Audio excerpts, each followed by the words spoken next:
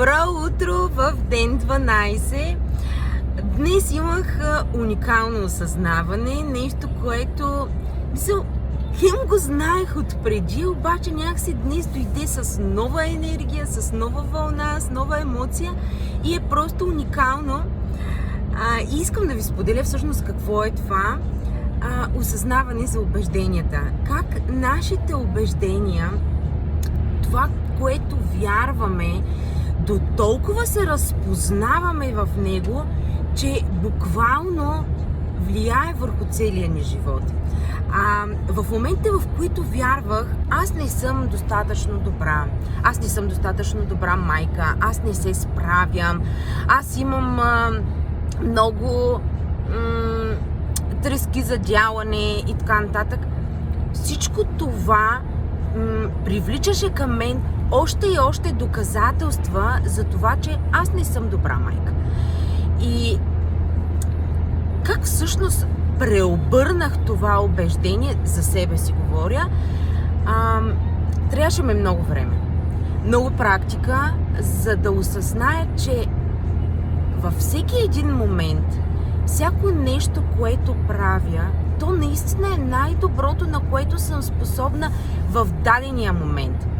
И според кого аз не съм достатъчна или според кого аз не съм добра, според моите убеждения.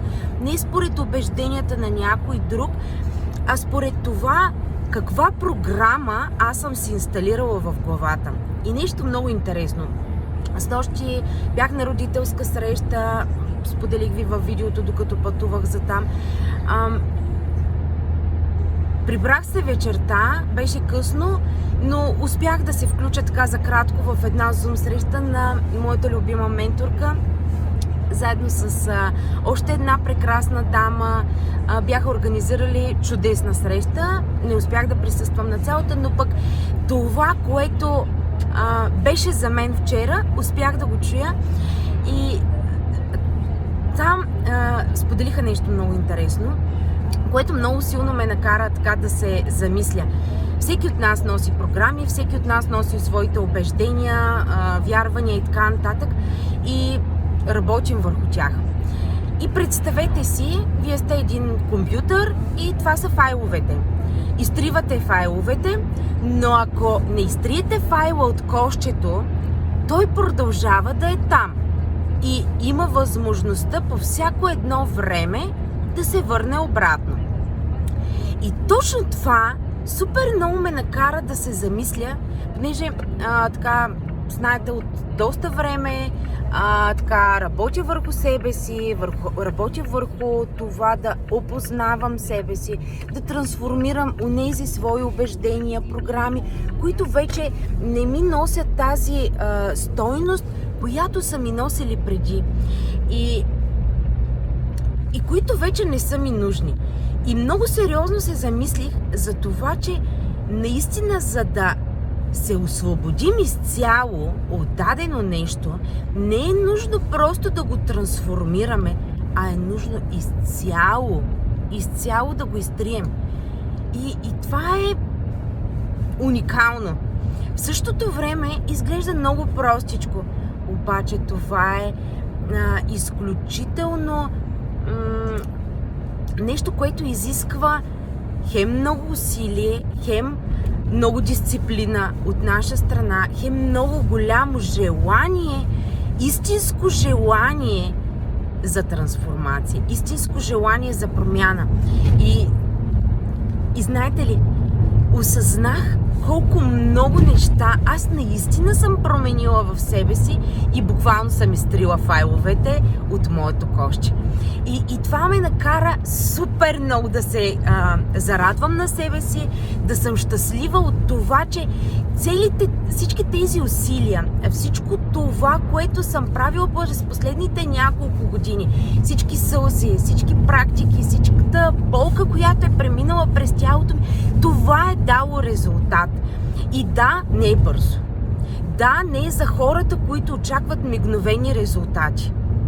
Не, това е нещо, това е истински процес. Това е нещо, което отнема време и не просто да го осъзнаеш, отнема време, за да го осмислиш, да го преработиш през тялото и да го пуснеш изцяло. Но се заслужава всяка една секунда, всяка една минута, всяка седмица, всеки месец. Всичко това си заслужава. Въпрос е колко го искаш, колко аз искам наистина да променя себе си, колко аз искам да променя своите стари убеждения. Истината е, че аз с всяка своя клетка исках тази промяна.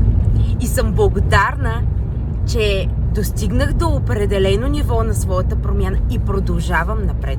Защото за мен това е един постоянен нещо постоянно, нещо, което се надгражда с всеки ден, с всяка следваща практика, с всяко следващо осъзнаване, с всяка следваща дълбочина. Тоест, ние влизаме на различни нива на нас самите си и просто уникално. И мога да говоря безкрайно много на тази тема, защото това е нещо, което аз живея, нещо, което преминава през мен, нещо, което всеки ден ми се дава нещо, което да ме провокира да осъзная какво аз съм успяла да преработя, какво все още имам да работя. И честно ви го казвам, за мен това е наистина уникално и това е нещо, което за мен лично е наложително. Наложително за всеки един от нас, който наистина иска да живее осъзнато, наистина иска да разбира повече и за себе си, и за живота, и за всичко, което е. И пак се отплеснах, но ви пожелавам един вълшебен ден и ще се видим отново утре в ден 13. Продължаваме смело напред. До скоро!